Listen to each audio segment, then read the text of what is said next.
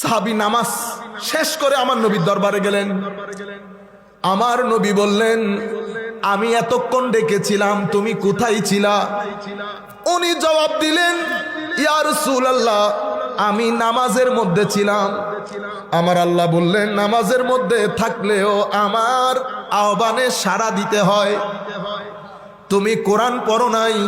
কোরআনের মধ্যে কি আল্লাহ বলে নাই, ইয়া আইয়ুহাল্লাযীনা আমানুস্তাজিবু লিল্লাহি ওয়ালির রাসূলি ইজা দাআকুম?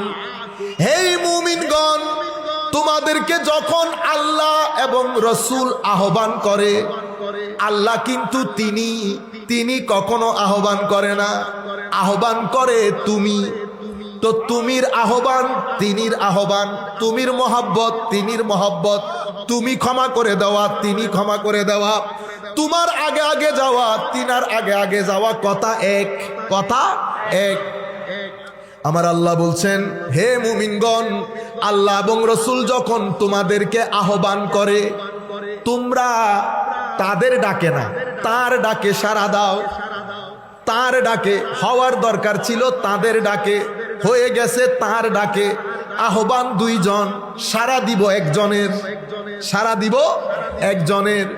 এভাবে আমার আল্লাহ কোরআনের অন্যত্র বলছেন, ওয়া মান ইয়াসিল্লাহা ওয়া রাসূলাহু, যারা আল্লাহর এবং রাসূলের অবাধ্যচরণ করে। আপনারা বলেন, আল্লাহ এবং রসুলের নাম এক জায়গায় রাখলে নাকি শিরিক হয়ে যায়? তো আমার আল্লাহ এখানে আমাদেরকে কি শিখাইলেন? ওয়া মান ইয়াসিল্লাহা ওয়া রাসূলাহু, যারা আল্লাহ এবং রসুলের অবাধ্যচরণ করে, ওয়া ইয়াতাআদ্দা হুদুদাহু, এবং তার সীমা লঙ্ঘন করে। হওয়ার দরকার ছিল তাদের সীমা লঙ্ঘন করে, কিন্তু এখানে হয়েছে তার সীমা। মওলা কার সীমা? আমার আল্লাহ বলছেন তার সীমা। মওলা আপনার না, কোনা আমি তো তিনি, আমি তিনি, আমার সীমা তুমি কেমনে লঙ্ঘন করবা? আপনারা বুঝতে পারতেছেন? এখানে দুইজনের মধ্যে সর্বনাম হয়ে গেছে একটা। এই জন্য আমাদের পূর্ববর্তী উলামায়ে কেরাম বলতেন না, মোহাম্মদ খুদা নিহি, খুদা সে জুদা নিহি। জুদা করেন আয়াতের মধ্যে, টানাটানি করেন। হু তো ইয়া আইয়ুহাল্লাযীনা আমানু লা তুকদ্দিমু বাইনা ইয়াদাইল্লাহি ওয়া রাসূলিহি। সাহাবায়ে কেরাম হেঁটেছে রসুলের আগে, কাজ করেছে রসুলের আগে। আমার নবী বলছেন, আমার আল্লাহ কোরআনের মধ্যে বলছেন, ও মুমিনরা, তোমরা আল্লাহ এবং রসুলের আগে আগে যাইও না। মাওলা আপনার কি কোনো আকফিজ আছে? আমার আকফিজ নাই। তাইলে কেন? হায় হায়, তোমার আগে যাওয়া মানি তিনার আগে যাওয়া। তোমার আগে যাওয়া মানি বেশি পণ্ডিতি করে লাভ নাই। আপনি বেশি তৌহিদ বুঝে গেলেন, আগে আগে দৌড় দিতেছে। আপনারা বুঝতে পেরেছেন? যাই হোক, আমি আপনাদেরকে বলছি, চতুর্থ জন মুহিন, এটাতেও বিশ্বাস, এটাতেও বিশ্বাস।